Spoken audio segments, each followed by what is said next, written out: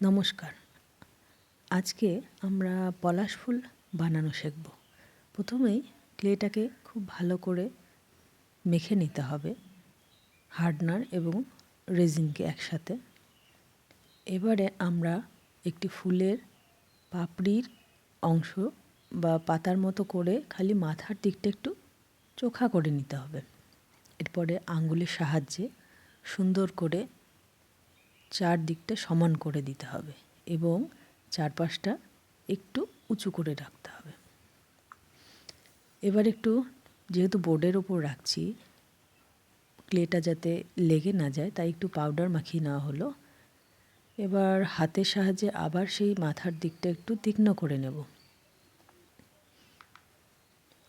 অনেক সময় কি হয়,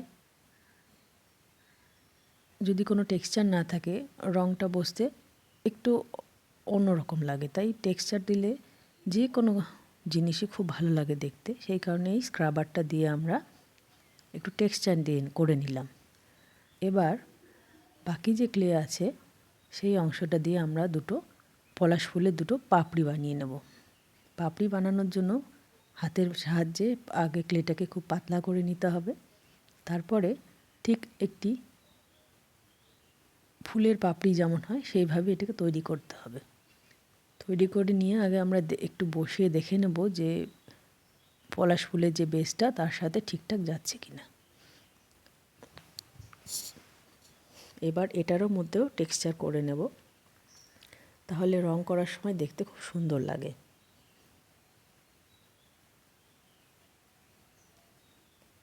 এবার আস্তে করে পলাশ ফুলের পাপড়িটাকে আমরা বসিয়ে দেব এবং নিজের ইচ্ছে মতো যেদিকে আপনাদের ইচ্ছে হওয়া মতো এটাকে বাঁকিয়ে দিতে পারবেন মাথার অংশটা। এবার অপর একটি পাপড়ি আমরা এভাবেই তৈরি করে নেব।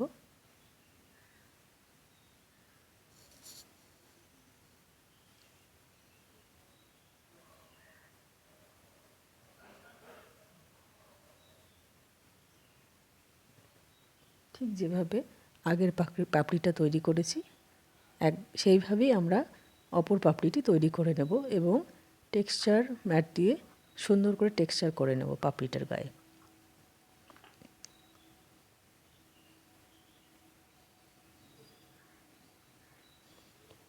আর যদি প্রয়োজন হয় আপনারা আঠা সাহায্যে পাপড়িগুলোকে লাগিয়ে দিতে পারেন। ক্লেটা অনেক সময় খুব তাড়াতাড়ি শুকিয়ে যায়, শক্ত হয়ে যায়, তখন বেসের গায়ে ঠিকঠাক লাগতে চায় না, তখন আপনারা আঠার সাহায্যও নিতে পারেন।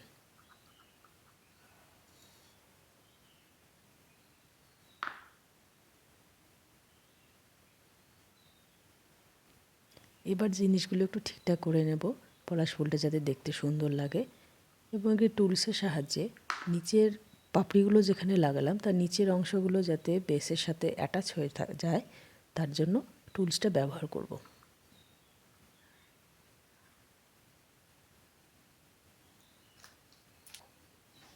এবার আরেকটু ক্লে নিয়ে আমরা নিচের যে অংশটা থাকে অর্থাৎ যার সাহায্যে সেই পলাশ ফুলটি ডালের সাথে ঝুলে থাকে সেই অংশটা বানাবো। এটা বানাতে গেলে আমাদের প্রথমে মাঝে একটু অংশটা তীক্ষ্ণ করে নিতে হবে এবং দু সাইডের অংশটা তীক্ষ্ণ করে তিনটি চুচলো অংশ বানাতে হবে। এবারে সেই অংশটিকে আমরা পলাশ ফুলের ঠিক নিচের অংশে আগে লাগিয়ে নিয়ে দেখব যে সেটা ঠিক হয় কিনা, তারপরে আঠা দিয়ে বা যদি ক্লেটা নরম থাকে তাহলে সরাসরি সেটা লাগিয়ে দিতে পারবো এবং খুব সূক্ষ্মভাবে হাতের সাহায্যে আমরা এবার ক্লেটাকে সুন্দর করে বসিয়ে দেব।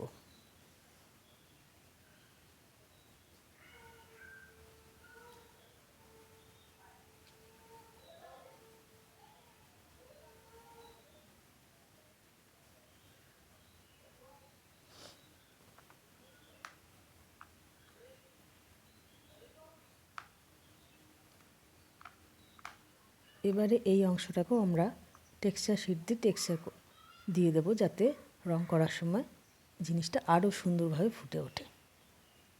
তাহলে তোমরা দেখতেই পাচ্ছ খুব সহজে কিভাবে আমরা পলাশ ফুল বানাতে পারলাম। যদি ভিডিওটা তোমাদের ভালো লাগে তাহলে অবশ্যই লাইক সাবস্ক্রাইব করবেন এবং SG ক্রিয়েশনের পাশে থাকবেন। ধন্যবাদ।